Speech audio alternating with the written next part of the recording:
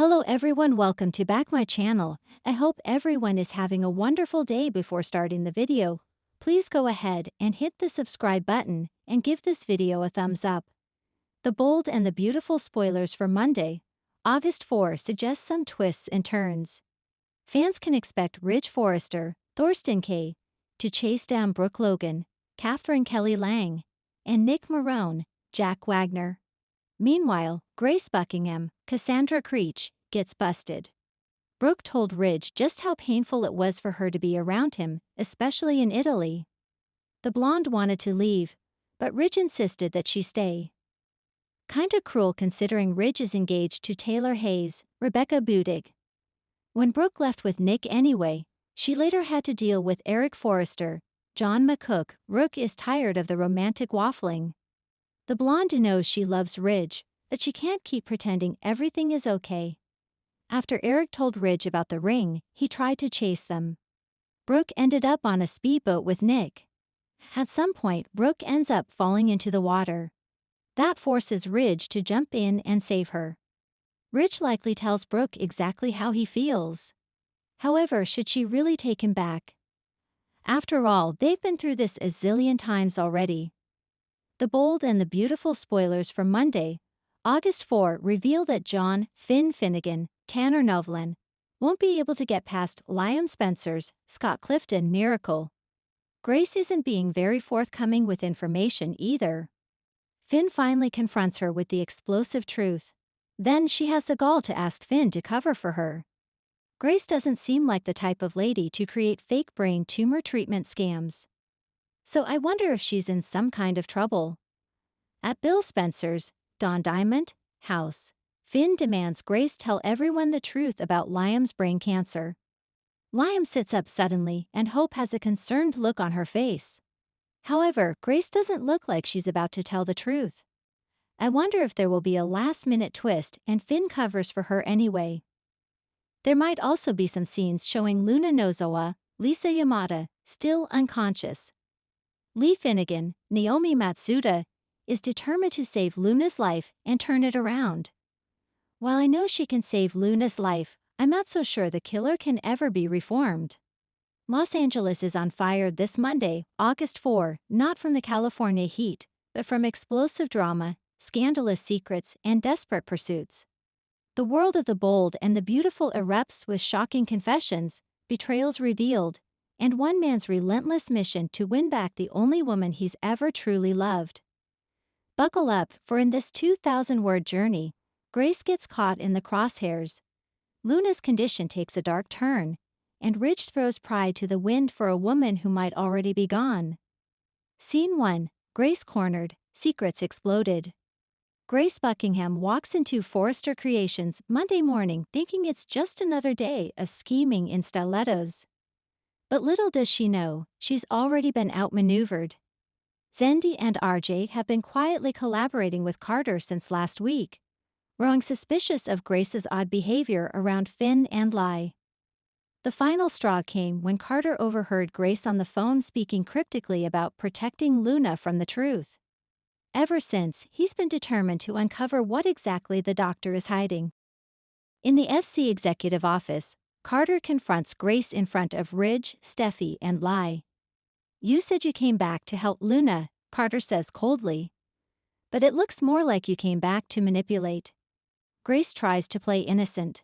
She laughs it off, accuses Carter of being emotionally reactive. But the evidence is clear. Emails recovered by Zend show Grace coordinating with a private lab and forging Lee's name to rerun Luna's DNA results. And worst of all, there's a video of her sneaking into Steffi's office the night the altered medical report was uploaded into the system. Lai looks devastated. Her hands tremble, but her voice is cold. "You tampered with Luna's results to make her believe she was drugged. You wanted her to think she slept with Zend. That's beyond unethical, Grace. That's criminal." Grace cracks. Her mask of control shatters. She breaks into tears, but they're not tears of remorse. They're angry, venomous tears. "I had to do it. You don't understand what that family is capable of.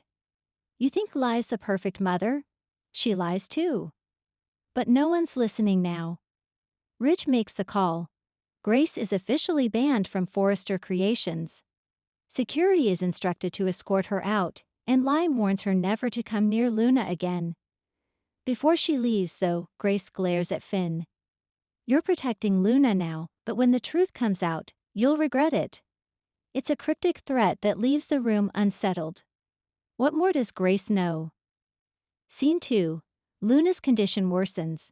Meanwhile, across town at the hospital, Luna's health is deteriorating, and fast.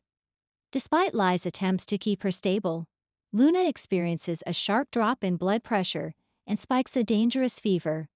Finn, now aware of the whole Grace scandal, is by her side every moment.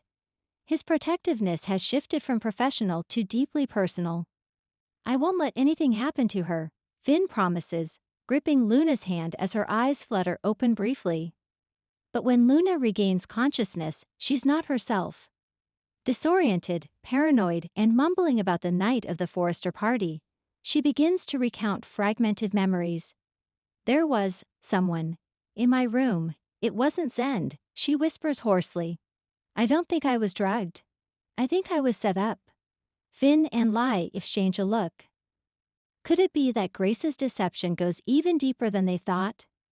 Was Luna never drugged at all? Lee vows to rerun the toxicology using an independent lab. She's shaken, both by what Grace did and by the implications it carries. If Luna wasn't drugged, someone else was involved. Someone more dangerous. Meanwhile, Zend arrives at the hospital in tears, begging to see Luna. But Finn steps between them. Not now, man, she's too fragile. She doesn't even know what's real anymore. Zend's face darkens. He walks away, fists clenched. Back in Luna's room, Finn watches her sleep. Her vitals are stabilizing, but her mental and emotional state remain fragile. Her whispered words keep replaying in his mind. It wasn't Zend, I saw eyes. Not his. Could this be the key to finally unlocking the mystery? Scene 3. Ridge's mad chase for Brooke. Elsewhere in Beverly Hills, Ridge Forrester is a man on a mission. After learning that Brooke may have accepted a proposal from Nick Marone on his boat during their trip to Italy, Ridge has been spiraling. He's angry. No, he's panicked. I never thought she'd really go back to him, Ridge tells Eric over a drink. I pushed her too far. Eric, as always, serves a side of wisdom with his whiskey. You can't just expect Brooke to wait around while you toggle between her and Taylor. You broke her heart, Ridge. What did you think would happen? Fueled by a dangerous mix of regret and romantic desperation, Ridge books a last-minute flight to Genoa City, where Brooke is rumored to be staying temporarily. But before he can board, Taylor shows up at the airport. Going after her now won't fix what you broke, she says quietly. You don't want her back because you love her. You want her back because someone else has her. Ridge doesn't even deny it. Maybe. But I'm not letting Nick win. Taylor watches him walk away. For once, she doesn't fight. Because in her heart, she knows. Ridge might get Brooke back, but it'll never be enough for him. And it'll never be enough for Brooke either. Scene 4. Steffi's guilt mounts. Back at Forrester, Steffi tries to process the emotional fallout from Grace's betrayal, Finn's dedication to Luna, and her own increasing irrelevance in Finn's world. She tries to focus on work, but finds herself snapping at models, clashing with Hope over fabric orders, and avoiding RJ completely. You think you've won? She snarls at Hope. You're flaunting your little peaceful life with Thomas, but let's not forget how many lives you've destroyed along the way. Hope calmly replies, You're projecting, Steffi. This isn't about me. You're losing Finn, and you know it. The words hit too close to home. Steffi later finds herself alone in the design office, replaying her last conversation with Finn. His voice was gentle but distant, loving but distracted. He's slipping away, and Steffi knows it's because of Luna. Scene 5. Thomas and Hope's big step. While chaos brews elsewhere, Thomas and Hope take a major step forward in their relationship. In a quiet moment at home, Thomas surprises Hope with something unexpected. Not a ring, but a key.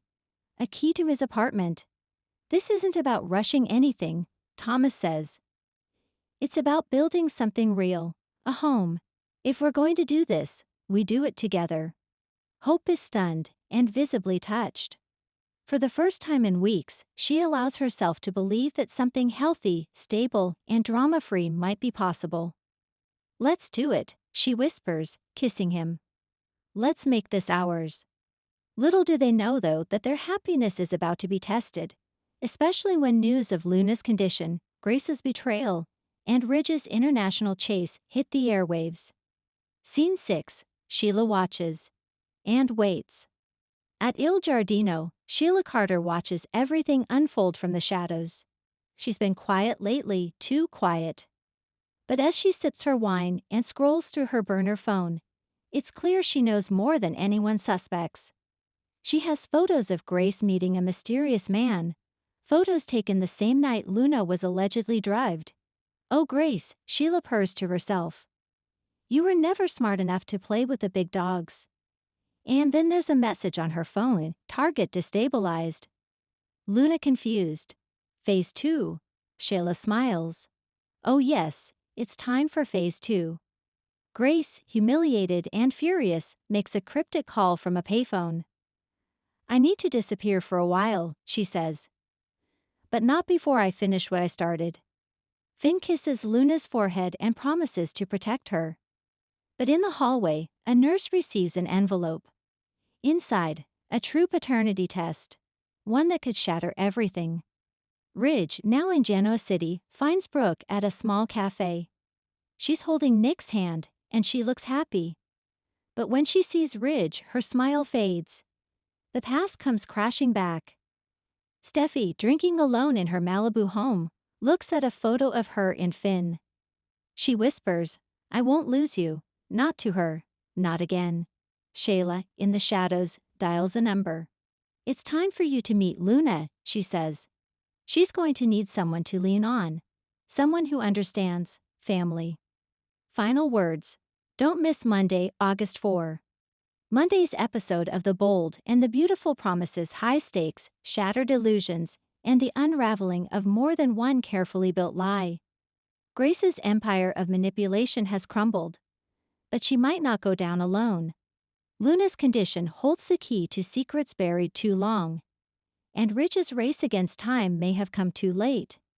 In a city where beauty masks betrayal and love is just another battlefield, who will survive the fallout? Thanks for watching this video, and please subscribe our Boldy and BAUTFUL UPDAT YouTube channel for more update news.